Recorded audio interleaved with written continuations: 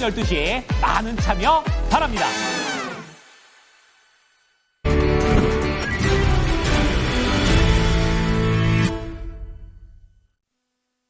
체크인스탁입니다. 오늘 볼 게 정말 많습니다. 두 분이 도와주실 거예요. 로크투자연구소의 임순재 대표, 토마토투자클럽 김민주 전문가입니다. 안녕하세요. 안녕하십니까. 예, 먼저 이슈부터 다뤄보죠. 상당히 많은 이슈들이 복합적으로 작용을 하고 있습니다.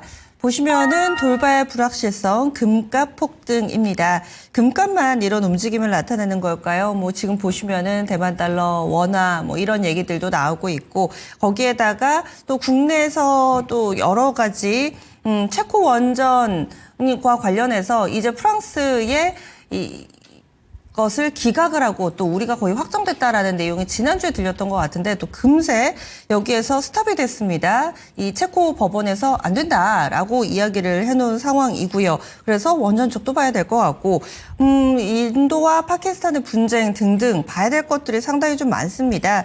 그 중에서 먼저 김민주 전문가님부터 좀 어떤 부분이 우리 정치에 영향을 미치게 될지 짚어주실까요? 네, 한꺼번에 뭐 많은 질문을 주셨는데요. 네네. 오늘 그만큼 뭐 변동성이 좀 극대화되는 쪽 아닌가라는 생각을 좀 해보게 되고요. 우선 뭐 저희와는 좀 무관해 보이는데 인도와 파키스탄 먼저 정리를 좀 해보겠습니다. 지금 뭐 충돌 격화 조짐이 좀 보인다 이런 뉴스들이 있어요. 뭐 사실 그 전쟁이 나면 안 되겠지만 뭐 핵 보유국이다 보니까 이런 문제가 생기지 않느냐. 저는 뭐 거기까지는 제가 내용을 알지 못합니다. 핵 보유국으로 남는 게 좋느냐 좋지 않느냐 이건 모르겠고 단지 동남아 지역에서 다시 전쟁이 한번 발발되는 것이 우린 주식을 하기 때문에 주식 전문가이기 때문에 과연 연결성이 어떻게 되느냐 이 부분이 중요하겠죠. 늘 말씀드렸지만 뭐 지금 70대들도 다 해당 사항이 없어요. 동북아에서 전쟁이 난 것이 베트남 전쟁 이후에 전혀 없던 일입니다. 근데 그 동북아에서 러시아 우크라이나 전쟁은 어땠습니까? 2022년이 주식시장에서 거의 사라지다시피 했기 때문에 이 부분은 만약에 정말로 전쟁이 발발해서 크게 뭐 확전이 된다면 조금은 주식시장에 충격파가 있을 것 같습니다. 근데 그렇게 되지 않으리라 생각을 하고 있고요. 뭐 핵보유국이 전쟁을 한다면 핵전쟁으로 가지 않겠습니까? 이 부분은 우리가 뭐 지켜는 봐야 되겠습니다만은 크게 주식시장의 영향력은 없을 것이다. 단지 이 핵보유국의 어떤 분쟁 리스크로 안전자산 선호도 오늘 아침에 앵커님 질문 주셨듯이 금값이 뭐 조금 올랐습니다. 지금 약세이긴 해요. 지금 오늘 기준으로는. 근데 최근 한 3거래일 동안 오른 이유 중에 이 내용이 분명히 포함되어 있다는 거 정리를 좀 해드려야 될 것 같고요. 그리고 뭐 지역적인 뉴스이긴 합니다만은 지금 저희가 뭐 한 이틀 쉬는 동안에 의약품 관세 이야기가 좀 흘러나왔어요. 미국 쪽에서. 뭐 이게 지금 처음 나온 이야기는 아닌데 결국은 관세 무풍지대가 정말 있는 것이냐. 이거 외에도 지금 엔터 쪽에 약간 또 삐걱삐걱 될 수 있죠. 그럼 컨텐츠라고 좀 해야 되겠습니다. 영화 산업에 관해서 관세 때리겠다. 뭐 이런 내용이 또 있었어요. 그러니까 관세 무풍지대는 없어요. 네, 그렇게 보시면 될 것 같고요. 오늘 뭐 지역적인 충격파가 좀 있을 것 같고 단지 의약품에 관해서는 오늘 처음 나온 이야기가 아니기 때문에 제한적일 것이다 정리를 좀 해야 될 것 같고 내용은 이렇습니다. 미국이 일부 필수 약품에 관해서 추가 관세 시사를 좀 했다는 부분. 자, 마지막에 이제 질문 세 번째 그 소주제에서 가장 큰 거 원전이죠. 이거는 지금 결론부터 말씀드리면 오늘 단기 충격파는 대비를 하셔야 될 것 같아요. 우선 그 프랑스에 대한 가처분 인용 결정이 좀 나왔던데 체코 브로노 지방법원이던데요. 최종 계약의 서명 중지 결정이 떨어졌습니다. 이제 이 부분이 내용을 알아보니까요. 만약에 계약이 지금 정지되지 않으면 이 소송이 진행되는 동안에 프랑스가 손해를 볼 위험성이 크기 때문에 가처분 인용 결정을 해서 최종 계약 서명 중지 결정을 했다. 물론 이것이 최종 계약으로 지금 불발됐다는 것은 아니에요. 이어질 수 있는 부분입니다만은 이러한 적어도 단기 충격파에 관해서 오늘 준비를 좀 하셔야 될 것 같고요. 자, 그러면 결국은 뭐 지역적인 뉴스들이 있으면서 미국 국채가 뭐 왔다 갔다 합니다만은 최근에 조금 올랐습니다만은 달러 약세 동반하면서 어떤 안전자산인 금 수요를 좀 자극했다고 보여지고요. 지금 이러한 것은 결국은 조금 진짜 위험을 보는 게 아닌가. 제가 이렇게 좀 붙여봤습니다.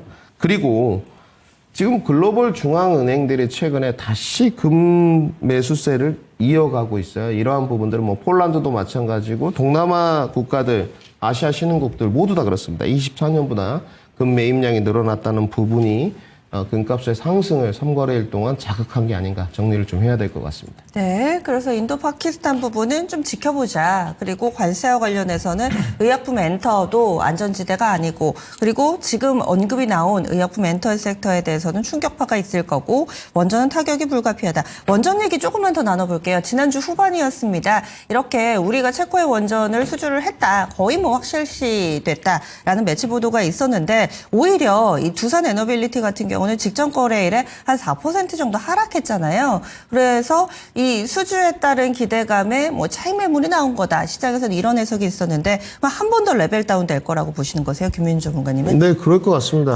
사실 뭐 금요일 날 있었던 부분이 그 뭐 차익 실현 개념이지 큰 조정은 아니었거든요. 왜냐하면 재료 소멸로 이제 시장에서 좀 보면서 차트 모습 한 번만 좀 비춰주시면 네. 매도 거래량이 그렇게 막 동반되는 하락세는 아니었어요. 그날 하락에 비해서, 그러니까 그날 하락이 종가 마감 기준으로 4.3% 하락이 있었는데 뭐 5일선 정도, 뭐 20일선 정도 지지를 받으러 가는 모습이었고 거래량이 뭐 크게 막 2,500만 주 넘어가고 이러지 않았거든요. 뭐 평균 거래량에 거의 근접한 수치였기 때문에 나는 뭐 3만 원 넘어가기 전에 좀 팔아야겠다. 최종 계약 뭐 되든 안 되든 이제 좀 재료가 소멸된다. 이렇게 본 그 쪽이었는데 네. 지금 이 내용은 가처분 인용인 결정이긴 합니다만은 최종 계약에 서명 중지됐으니까 될지 안 될지 정말 모르죠. 그래서 이것이 이제 뭐 법 기술자들의 논리인 것 같긴 한데요. 이러한 부분이 21선 지지를 받을 수 있는지 레벨 다운은 뭐 당연한 것 같고 26,300원 정도로 보여집니다. 여기서 강력하게 좀 지지 라인을 받는지 올해의 화두, 저 김민준의 화두는 늘 말씀드리지만 확인하자. 그러니까 미리 들어가지 마시고 21선에 다 왔구나 이렇게 가지 마시고 21선은 좀 지지력이 레벨 다운 되겠지만 확인되는지를 보고 또 재진입을 한번 타진해보자 이렇게 정리해드리겠습니다. 네, 원전은 추가 조정 가능성 열어두고 있습니다. 그러면 임 대표님은 그 많은 이슈 가운데서 오늘 우리 증시에 영향을 미칠 만한 부분 어떤 쪽 보세요? 일단 뭐 기본적으로 뭐 몇 개가 나왔다면 파키스탄 관련된 부분, 인도 파키스탄 관련된 부분은 그렇게 영향이 없지 않을까. 다만 이제 양국이 계속 지금 분쟁이 뭐 하루 이틀 있었던 게 아니기 때문에 계속 있었습니다. 특히 2019년도 같은 경우는 뭐 전면전에 입각할 만큼 상당히 양국이 뭐 그러니까 전투기로 공중전을 할 만큼 심각했었던 거고요. 이번에는 그보다는 좀 낫지 않을까라는 생각을 해보고 있습니다. 다만 이제 인도가 지금 인더스강의 지류를 지금 막는 댐을 건설 중인데 그거를 좀 빠르게 막는다라는 그런 얘기들이 나오고 있기 때문에 그런 이제 이슈들은 좀 있을 가능성은 있습니다. 그렇지만 뭐 그 부분은 그렇게 크게 걱정을 안 하셔도 될 것 같고요. 만약 이번에도 이제 국지전으로 끝난다라고 하게 되면 현재 인도 내에 국내 방산 관련된 수출이 좀 이어지고 있습니다. 특히 이제 K9 같은 경우는 인도의 수출 물량들이 있기 때문에 그런 부분이 좀 더 확대될 가능성, 그런 기대감은 좀 있는 그런 상황이고요. 뭐 전면전으로 번지기에는 뭐 양측 간에 그 지금 생각하고 있는 것들이 다르기 때문에 그렇게까지는 어렵지 않을까라는 좀 생각을 해보고 있습니다.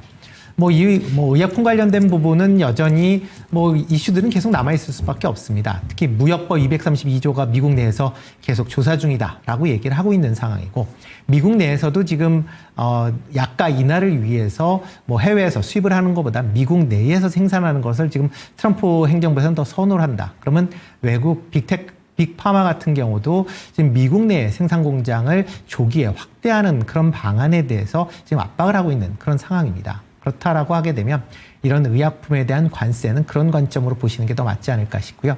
다만 지금 만약 미국 내에서 의약품에 대한 이런 관세가 불어진다라고 하게 되면 국내 이제 CDMO 관련 기업이나 이제 지금 미국 내 진출을 하고자 하는 기업들 입장에서는 다소 이제 불안한 요소로 작용할 수 있지만 이거는 최종적인 안이 나올 때까지는 아직까지는 좀 더 지켜보셔야 되지 않을까라는 생각을 해보고 있습니다. 네. 네. 그리고 일단 지금 나온 것, 지난 밤 중에서 이제 나온 것, 오늘 아침이죠.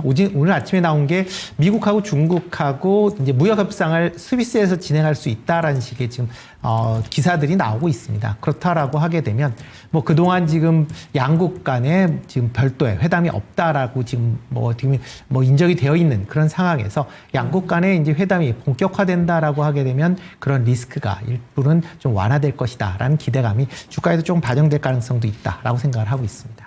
체코 원전 이유스는 어떻게 보셨어요? 뭐 체코 원전 같은 경우는 뭐 그 큰 영향은 없지 않을까라는 생각을 해보고 있습니다. 뭐 지금 체코 원전 관련돼서 이게 최종 결렬되어 있는 것도 아니고요. 다시 이제 계약 관계가 이제 미뤄지고 있는 상황이기 때문에 뭐 최근에 그런 이제 계약 관계로 인해서 단기적으로 뭐 올랐었다라는 측면에서 보면 뭐 그거에 대한 뭐 조정은 뭐 불가피한 거겠지만 그렇다고 완전히 끝난 게 아니기 때문에 그런 관점에서 보면 뭐 이런 단기적인 그런 뭐 이슈로 끝날 가능성이 좀 더 커 보인다라고 생각을 하고 있습니다. 대체로 여러 가지 뉴스들이 쏟아졌고 이 모든 것이 사실 악재는 많습니다. 악재성 뉴스들이 더 많은 상황인데 우리 증시에 미치는 영향은 제한적일 것이다라고 두 분이 대체적으로는 좀 의견이 모아지고 있는데요. 그렇다면 이번 한 주 이제 5월 초입에 막 접어들었는데 우리 증시 지수에 미치는 영향력은 크지 않을 거라고 보시는 거예요, 김민주 전문가님? 네, 뭐 약간의 흔들림, 뭐 노이즈는 있을 수 있어도요. 저는 올해 한 해 지금 저의 뷰는 변한 적이 없습니다. 뭐 작년 12월부터 많은 분들이 이제 변했지 않습니까? 뭐 $1 원이 1,500원 넘어간다. 올해 증시 볼 것 없다. 저는 지금도 마찬가지고요. 변화가 있으면 이제 변화가 있다고 우리 시청자분들이나 유저분들께 말씀을 드릴 텐데 올해 한 해 내내 유동성 공급의 3단계다. 물론 저의 주장입니다. 유동성 저는 경기 5단계설을 주장하고 있기 때문에 3단계 정도로 보고 있고 어찌됐건 취한펀드와 증환펀드가 비상계엄 이후에 지금 들어와 있는 상태지 않습니까? 우리나라만큼 지금 해외 글로벌 시장에서 봤을 때 대한민국만큼 유동성 공급이 크게 된 쪽도 없어요. 뭐 지금 금퉁이에서도 금리 인하 기정사실이지 않습니까? 한국은행도 마찬가지고 올해 내내 유동성 공급하겠다 이런 쪽이고요. 유동성 공급을 안 해서 될 일이 아니에요. 그리고 지금 뭐 이 자금들 어찌됐건 기관 쪽에서 외국인들 매도 물량 선물이 됐던 현물이 되었건 나올 때마다 받아주고 있고요. 네. 계속 비차익 뭐 이런 거 확인해 봐야 되겠습니다만은 올해 내내 저는 적극적인 투자와 매매를 좀 해야 될 것 같고 그 다음에 뭐 어떤 정부가 들어서든 신정부는 들어서게 돼 있어요. 그렇죠. 그러면 정책들 또 그 정부의 초기에는 굉장히 뭐 포퓰리즘 정책이긴 합니다만은 정책들이 많이 나오기 때문에 내년 1, 2분기까지는 우리나라 시장은 조정받을 때마다 적극적으로 좀 매수해야 되고 강세 움직임 갈 것이다. 이렇게 정리해 드리겠습니다. 임 대표님 동의하세요? 일단 뭐 약간 지금 상황에서 어쨌든 이제 대내외적인 이제 변수들이 좀 많이 있는 그런 상황이다라고 보시면 될 것 같고요. 특히 지금 이제 지수로 본다라고 하게 되면 4월 2일 날 그 미국의 이제 관세 발표 이후에 뭐 빠졌던 게 충분히 지금 회복을 한 그런 상황입니다. 그렇다라고 하게 되면 지금서부터는 국내 경제가 그럼 네. 과연 그때와 다르게 지금 좋아졌느냐라고는 그건 아니거든요. 여전히 불확실성이 좀 커져 있는 그런 상황이고요. 특히 지금 뭐 국내 지금 뭐 행정부 관련돼서 뭐 1, 2, 3위가 지금 없고 지금 4위가 지금 대행을 하고 있는 그런 상황입니다. 그만큼 대외 협상 내에서 상당히 좀 부정적으로 영향을 미칠 수밖에 없는 거고요. 뭐 대선이 끝난 이후에는 물론 이제 뭐 국내 경제를 부양하기 위한 여러 가지 이제 정책들이 나올 걸로 예상이 되고 있습니다. 그렇지만 지금 상황에서 보면 그 전까지는 여전히 불확실성이 시장을 지배할 가능성은 있다라고 보여지고요.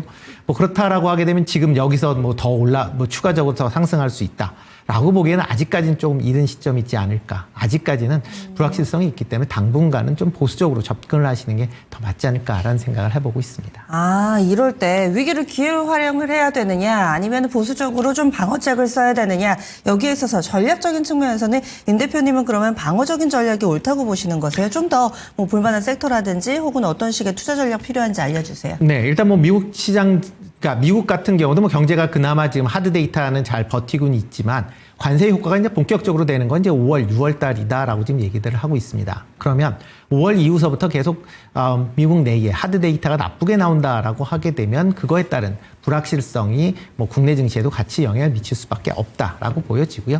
그렇다라고 하게 되면 관세와 상대적으로 좀 무관한 그런 쪽으로 관심을 가지셔야 되는 게 맞지 않을까라는 생각을 해보고 있습니다.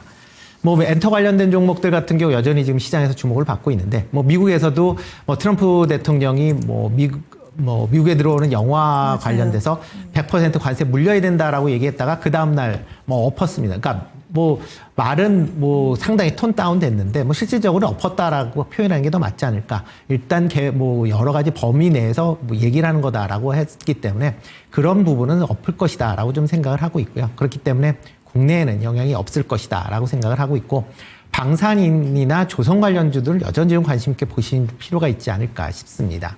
뭐 방산 같은 경우에는 지금 뭐 전쟁이 계속 일어나는 상황이고, 뭐 국지적으로 보면 뭐 인도, 파키스탄처럼 이렇게 국지적인 문제가 부각이 된다라고 하게 되면 방산에 대한 수요가 증가할 수밖에 없다. 그러면 상대적으로 가격 경쟁력이 있는 그런 국내 방산 업체들의 수혜 기대감이 여전히 남아 있다라고 보시면 될 것 같고요.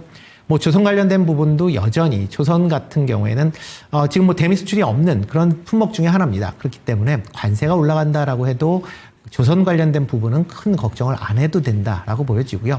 대신 이제 미국 내에서 중국 이제 조선 업체들을 규제하기 위한 여러 가지 안들이 지금 나오고 있습니다. 만약 실행이 된다라고 하게 되면 국내의 조선업들이 상대적으로 더 수혜를 입을 가능성은 있기 때문에 뭐 그런 관점에서 보면 이런 이제 관련된 업종, 뭐 종목 같은 경우는 여전히 관심 있게 보셔야 되지 않을까 싶습니다. 네, 그래서 보수적으로 그리고 관세에서 좀 무관한 엔터나 제약바이오 그리고 또 방산조선 이쪽에 포커스를 맞춰주셨는데 그럼 김민주 전문가님의 전략 어떻게 세워야 된다고 보세요?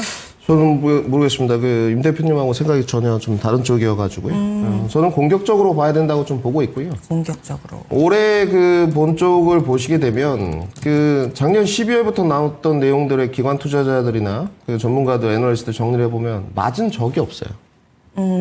전망이 맞아. 제가 취합을 다 하고 있거든요. 예. $1 환율 1,500원 간다고 맞아요, 불렀던 맞아요. 기관 투자자들이 20군데가 넘고요. 1,600원 간다고 주장하는 데도 있었어요. 그때 기정사실이라고 했잖아요. 1,500원. 그 이야기가 2월까지 예. 있었습니다. 맞아요. 지금 5월인데요. 그때 홀로 너무 외로웠습니다. 물론 틀리고 맞고가 중요한 부분은 전혀 아닙니다. 합리적인 근거여야 되는데 그들의 주장이 과연 합리적이었는지에 관해서는 굉장히 꼬리표가 좀 달려 있고요. 우선 이제 아까 우리 임 대표님 말씀했던 것 중에 동의하는 부분은 조선방사는 좋을 것이다. 이거에 관해서는 뭐 의견을 바꾼 적이 없습니다. 단지 저는 진입 타점에 대한 건 좀 고뇌가 있어요.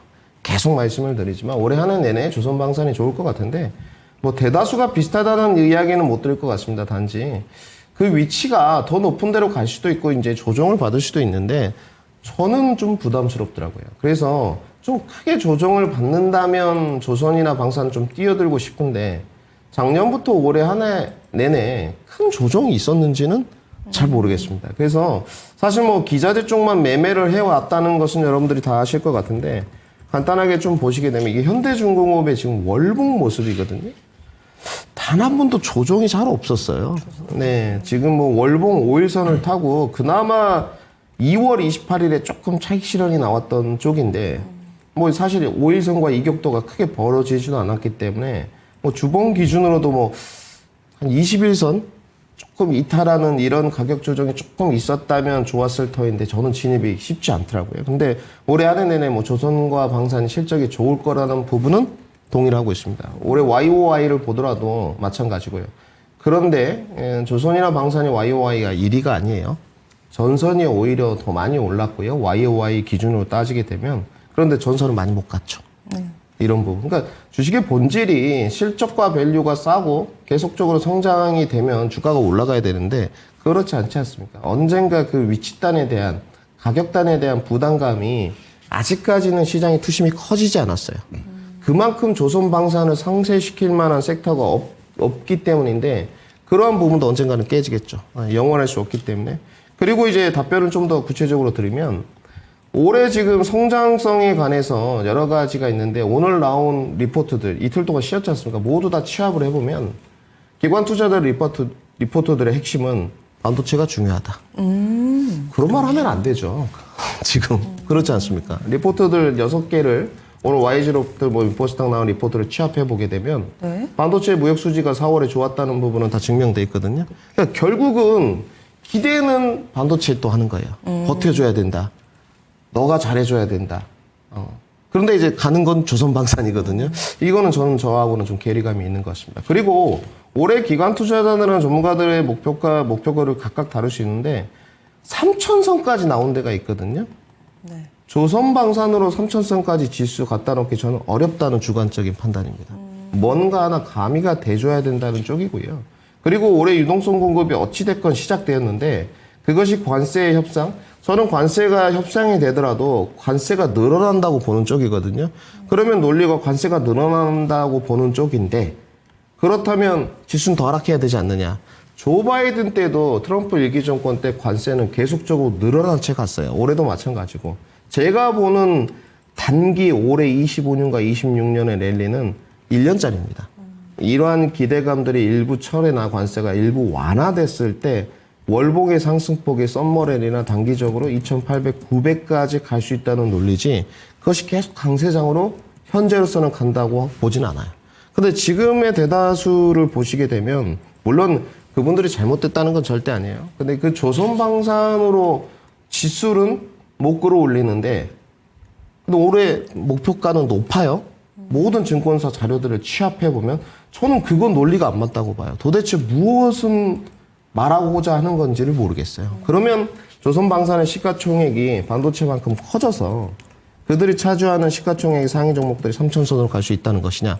그렇지는 않다고 말하는 거죠. 결국은 반도체가 버텨줘야 되고 반도체가 이겨줘야 된다.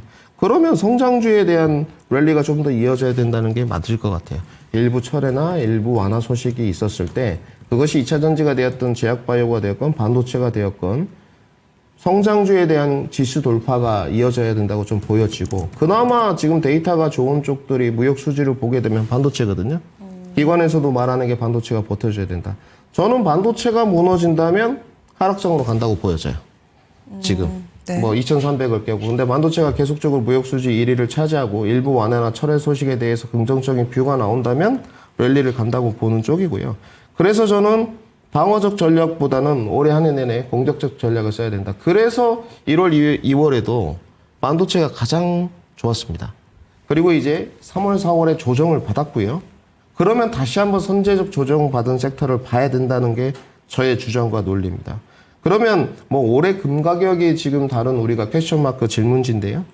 여기는 이미 저는 뭐 보유자 영역이고 높은 가격이라고 봐요. 안전자선으로 가기 위한 것은. 그렇다면 공격적으로 볼 때는 역시나 AI 반도체, 그 다음에 이제 우리 대표님 말씀하셨던 방산이나 조선이 되겠죠. 나는 이 위치 단위, 더 높은 데로 갈 수 있는 방산의 위치 단위라는 고민이 없다면 뭐 LIG, 넥선 이런 종목들이죠.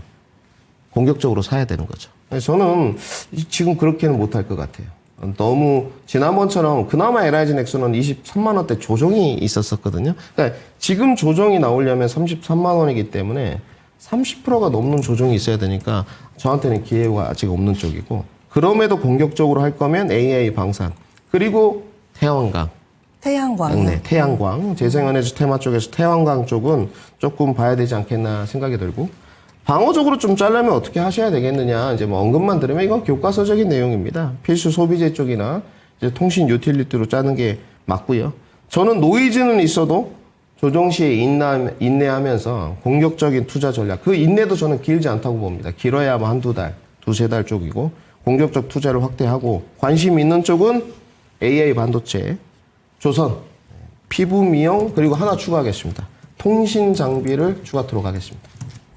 네, 알겠습니다. 이렇게 해서 또 두 분이 지금 상황에 대한 인식은 거의 뭐 얼추는 비슷한데 이 대응 전략에 있어서 한 분은 좀 보수적으로 한 분은 돌격 앞으로 이렇게 얘기를 해주셨어요. 그래서 보는 섹터에 대해서도 약간씩의 좀 차이가 있습니다. 오늘 이슈 여기서 마무리 짓겠고요. 종목으로 좀 들어가 보겠습니다. 색깔인 종목 임순재 대표님이 준비를 해주셨는데 오늘의 종목은 바로 한화엔진이네요. 조금 전에도 조선방산 이쪽은 좀 꾸준히 봐야 되지 않을까 얘기를 해주셨는데 한화엔진 어떤 측면에서 주목하시나요?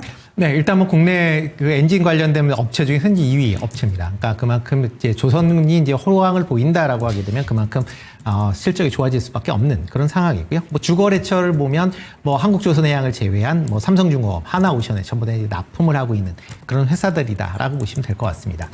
뭐 국내 조선이 계속 지금 수주가 꾸준히 이어지고 있는 그런 상황이고요. 뭐 수주 가격도 상당히 높습니다. 특히 최근 들어 이제 수주하는 내용을 본다라고 하게 되면 뭐 지금 이중 이제 엔진이다라고 하게 되는 이제 친환경 엔진들의 이제 수주들이 상대적으로 커지고 있기 때문에 수익성도 상당 부분 개선이 되고 있다라고 보시면 될 것 같습니다.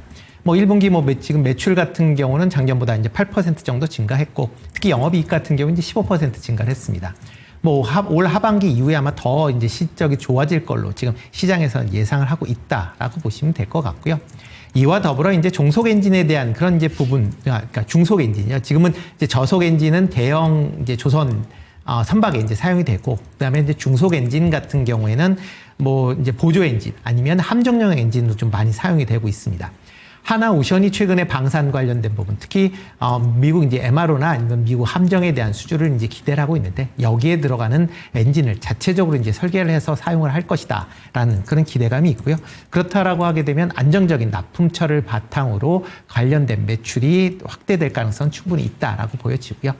이와 더불어 이제 친환경 선박에 대한 발주가 계속 좀 증가할 걸로 그렇게 예상이 되고 있습니다. 그렇다라고 하게 되면 이런 친환경 선박에 대한 그런 기대감도 상대적으로 더 커질 수밖에 없다라고 보시는 게 어떨까라는 생각을 해보고 있습니다.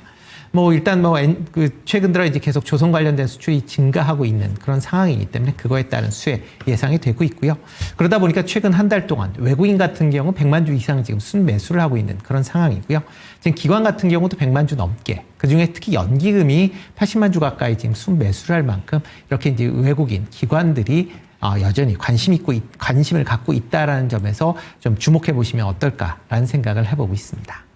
네, 그래서 하나 엔진 지금 그럼 접근도 가능한 위치로 판단하세요? 네, 일단 뭐 조선 관련된 종목들은 뭐 여전히 뭐 관심 있게 좀 보셔야 되지 않을까 싶습니다. 물론 그러니까 최근 들어 이제 급등한 그런 이제 그러니까 이제 선박을 이제 제조하는 그런 이제 대형 조선사 같은 경우는 좀 급등한 측면은 분명히 있는데, 상대적으로 지금 한화나 지금 삼성중공업 같은 경우는 조금 주가가 조정을 받고 있는 그런 상황입니다. 특히 하나오션 같은 경우는 지금 증자 관련된 이슈 때문에 지금 조정을 받고 있는데, 만약 이런 증자가 되면 그만큼 생산 캐파가 더 확대가 된다라고 보시면 될 것 같고, 그러면 엔진에 대한 수요도 지금보다 증가할 가능성은 있다라는 관점에서 접근해 보시면 어떨까 싶고요.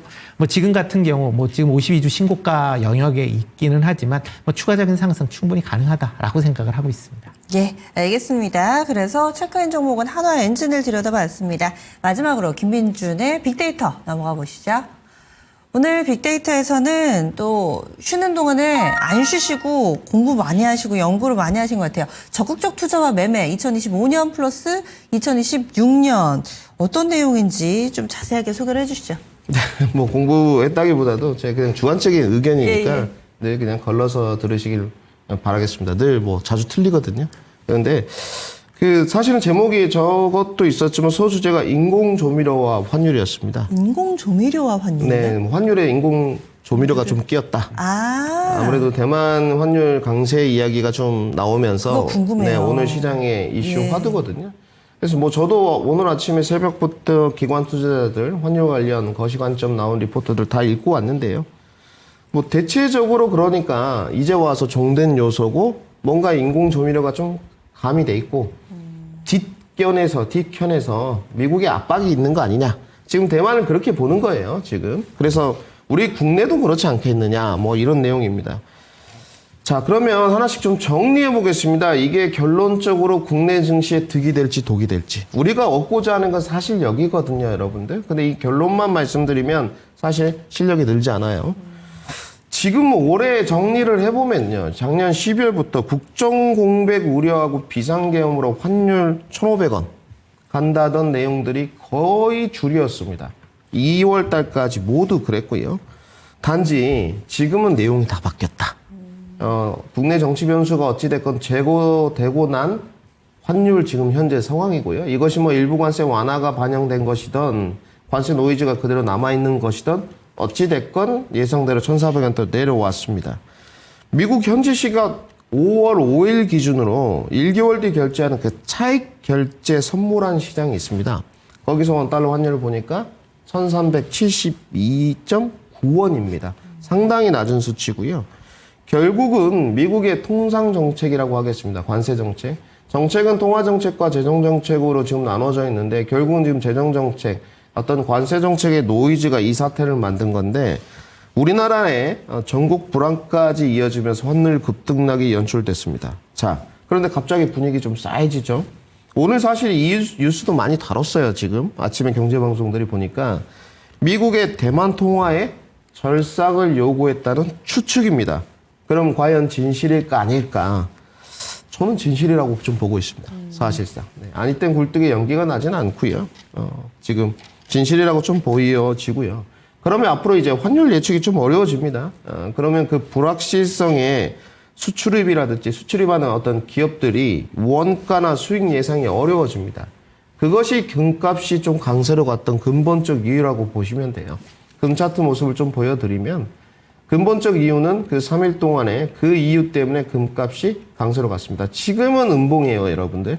0.34%가 지금 내린 상태고 4월 22일에 3,509포인트를 넘어가지는 못했습니다. 고가 갱신은 안 됐다는 소리예요. 지금 결국 금도 차익 실현 매물이 나오던 와중에 이 사태, 대만 절상 이야기가 나오면서 3거래에 올랐다고 보시면 될 것 같고, 그러면 어떤 지금 느낌이냐면, 네, 무역 계약이나 투자 결정을 다들 미룹니다. 네. 왜 미룰까? 환율 예측이 안 되는 거죠. 먼저 움직이면 손해다. 우리가 이렇게 앉았다 일어나서 번호 붙이기 할 때 있지 않습니까? 눈치 게임이라고. 1, 2, 3, 4 이렇게 할 때 눈치를 보는 거죠. 예측이 너무 어려우니까 먼저 움직이면 손해본다. 이런 게 있기 때문에 다들 투자를 망설여요. 그리고 안전자산으로 갑니다. 그렇기 때문에 금값이 오른 건데, 저는 이 아무도 모르게 원달러 환율도 마찬가지입니다. 다시 돌아와서 절상 움직임이 시작된 것이라고 저는 봅니다. 그러면 김민주 전문가님도 대만처럼 안 좋게 보는 거 아니냐. 자, 그러면 그 움직임이 뭐 실제 나왔는지 안 나왔는지 제 주관적인 생각이기 때문에 모르겠습니다만 전 나왔다고 보는 쪽이에요. 그러면 나쁜 것인가? 아까 우리가 처음에 질문했던 부분이지 않습니까? 환율이 인위적인 인공조미료가 가미되지 않았던 지금 1,500원 넘어갔으면요. 증시 2,100선입니다. 반론의 여지가 없어요. 원달러 환율이 1,500원, 1,600원 가는데 조선이 수혜다? 그런 거 없습니다. 그렇기 때문에 인공조미료가 가미된 환율일지언정 지금의 상황이 차선책은 된다는 거죠. 그러면 예전에 그 1,500원 넘어갔을 때 우려감은 좀 지우시고 지금의 상황을 보는 게 맞다. 그러면 두 가지로 이제 결론 내야 될 것 같습니다. 환율이 다시 한번 1,500원 넘어갈 수 있는 장세가 연출될 것이냐? 어렵다고 보여지고요. 결국은 원하는 건 뭡니까? 이 지금 역의 환율이. 트럼프 대통령의 핵심은 금리 인하예요. 계속 조르고 오르고 떼부리지 않습니까? 그러면 원화 강세, 달러 약세를 원하고 있는 부분이고요. 1,500원 넘어갈 리 없습니다. 그러면 외인 수급도 언젠가 돌아오겠죠. 결국은 올해 지금 12월, 1월, 2월보다는 훨씬 좋아졌다. 여기서 남아있는 노이즈는 하나다. 관세 일부 완화나 철회다. 그 또한 우리가 원하는 대로 예전 제로 베이스로 돌아가지는 않아요. 분명히 말씀드리지만 제로 베이스로 돌아갈 일은 없지만 그럼에도 불구하고 올해 단기 랠리는 유동성 공급에 의해서 이루어질 것이고 환율은 지속적으로 하락할 수밖에 없다. 물론 환율의 적정 범주 내에서 안정화 작업은 좀 있어야 된다고 봐요. 지금의 환율의 급등락은 데일리 기준으로 정상은 절대 아닙니다. 하루에 5원, 6원씩 오르고 이러지 않거든요. 네. 필요하지만 환율 하락을 좀 즐기시고요. 결국은 오늘도 제가 봤을 때 좀 떨어질 것 같거든요. 주저 말고 지수가 좀 조정으로 갈 때마다 2,500선, 2,450선. 아까 저는 임 대표님도 그 마음이 좀 있으신다고 봐요. 따라가지 마라. 이런 쪽.